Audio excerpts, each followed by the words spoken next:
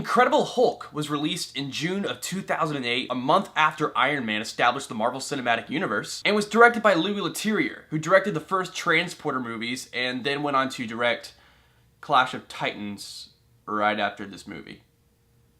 Oh god. So I remember being really excited for this film because not only was it The Incredible Hulk, it was also somewhat of a reboot. Ang Lee's Hulk came out in 2003, and even as a kid, I remember not enjoying that whatsoever. It just wasn't fun, it was kind of boring for a Hulk movie, and when I heard that they were rebooting it and maybe establishing a Marvel Cinematic Universe, I was really excited as a kid. And when I saw it, I actually thoroughly enjoyed it, but reading the different comments on the internet nowadays, a lot of people did not really enjoy that film for some reason. And I have to say, I don't really get it. I don't understand like why people are saying that it's terrible. I get the Ang Lee film, I understand that, but this film is way better than that movie, and I don't think it's as worse as people are saying it is. I will admit that the movie has its problems, and I'm gonna get into that in this review, and this film is actually really entertaining as far as it being like one of the first like MCU movies. I think it holds up pretty well. So in this film we have Edward Norton as Bruce Banner, and I actually really get him as Bruce Banner because I saw him in Fight Club and he's kind of like a quirky, secluded guy,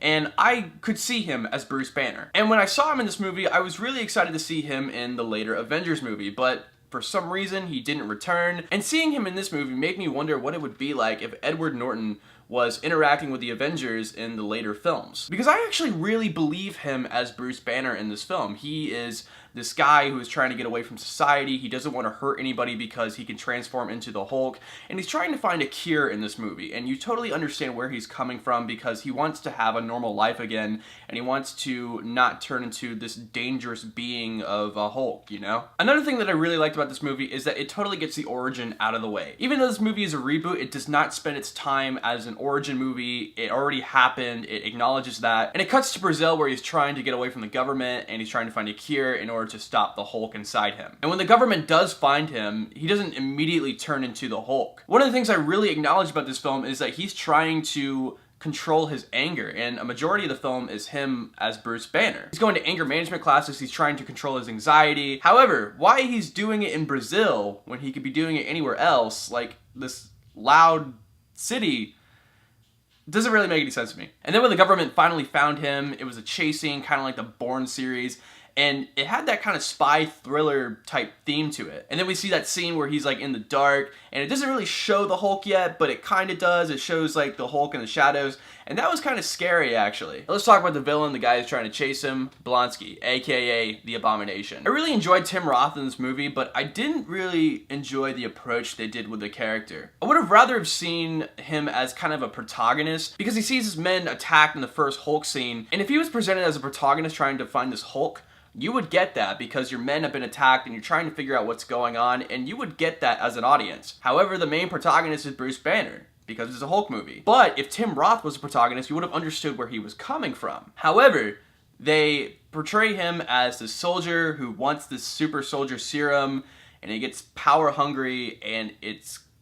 kind of cliche, really. Also, can we acknowledge that General Ross is an idiot in this film? Your solution to versing the Hulk is potentially making another Hulk? Hell no. And then we see Bruce Banner go back to America and he magically crosses over the border. How did he do that? I don't understand. And then he comes across his love interest again, Betty Ross. Okay, now let me explain how I feel about this character. I enjoyed her as a kid, and I enjoyed the relationship they had in the movie, and it was kind of cute. You could tell that she cared about him a lot, and you could see that throughout this film, especially in the scene where they're in the cave and she's trying to calm him down as the Hulk. You can tell that she really cares about him as a person. However, looking back as an adult, she's kind of a bitch. She's dating the dad from Modern Family at first, and then when Bruce Banner comes up out of nowhere after like so many years, she drops everything and is like, I'm gonna help you. Even though I've already established a relationship, I'm gonna help you and just leave everything behind. No, people! You don't do that! Like, I get it, you're your own person, but you can't just do that to someone, like, out of nowhere, just because someone from your past like comes back. You cannot do that. That is not okay as a human being. And then there's the college scene where we finally fully see the Hulk in the light, and it looks pretty good. It's better than the Ang Lee Hulk. It doesn't look like a cartoon character. It actually looks like they tried with the CGI Hulk. Compared to what we have now, it does look kind of dated, but compared to 2008 standards and even now, it's pretty good for the most part. I enjoyed this Hulk. Also, when Banner turns into the Hulk in this movie, why is it the Hulk doesn't have a beard but Bruce Banner does? Like, Bruce Banner has facial hair, but when he turns into the Hulk, he doesn't have facial hair. What the hell? One of the things that I kind of felt neutral about it was you could tell that it was trying to set up a sequel where Bruce Banner meets up with Mr. Blue, and then there's a scene where he gets blood spilled on his head, and they're telling you, oh, we're coming up with a sequel, the leader's gonna be the villain. That never happens. Ever. Like, in future films. The leader is never mentioned again. And then we have the last scene where the Hulk versus the Abomination. And it's pretty good for the most part. It's a 5 to 7 minute scene where we have two Hulks versing each other. It's something that the Ang Lee Hulk movie didn't have, which I felt like it should have had. Like, it was just a Hulk versing this other being, really. It wasn't like a Hulk-sized villain. Which I really acknowledge about this film was that we had the Hulk versing another villain who was the size as him, which is something I really wanted in the next Hulk movie, and we got that finally. One thing I will say about the Abomination, he doesn't have ears. Why couldn't you just add ears onto the Abomination? Why? It's a simple thing. You created this giant monster CGI-wise, and you couldn't add CGI ears? I know it would have looked really hokey, but at the same time, it's like, that's what they did in the comics. And then the ending of the film is really cool because we see that Bruce Banner potentially has full-on control of the Hulk. He can control it, he can aim it, which made us at the time really want a Hulk sequel because we wanted to see where it would go and how he would control the Hulk and how he would use this being inside him to do greater good. And then the next scene that happens is something that totally blew my mind as a kid. Tony Stark meeting up with General Ross. As a kid, I was like, what is Tony Stark doing there?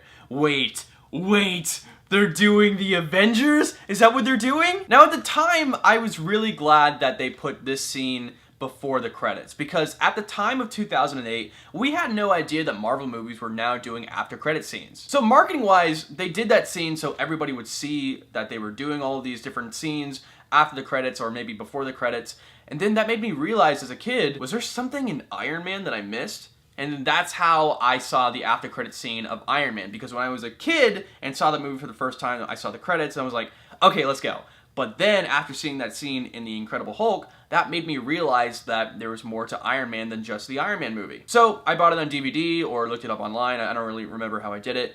And I saw that scene for the first time, and that's how I first saw Samuel L. Jackson as Nick Fury. Guys, this Hulk movie isn't perfect. It does have its issues, I will admit that, but it's not a bad movie, and it's not okay. I actually really enjoyed it. I don't understand why everyone's bashing on this film all the time. Bash on the Ang Lee film, that's actually bad. The Incredible Hulk movie is actually better, and I enjoyed it at the time as a kid, and I still enjoy it now. Would I have liked to see Edward Norton in the Avengers? Yes, of course. I think that would have been really interesting. That was something that we didn't get, but we would have never gotten Mark Ruffalo as Bruce Banner if whatever happened didn't happen. Alright guys, thank you so much for watching my review of The Incredible Hulk from 2008. The next review is going to be Iron Man 2.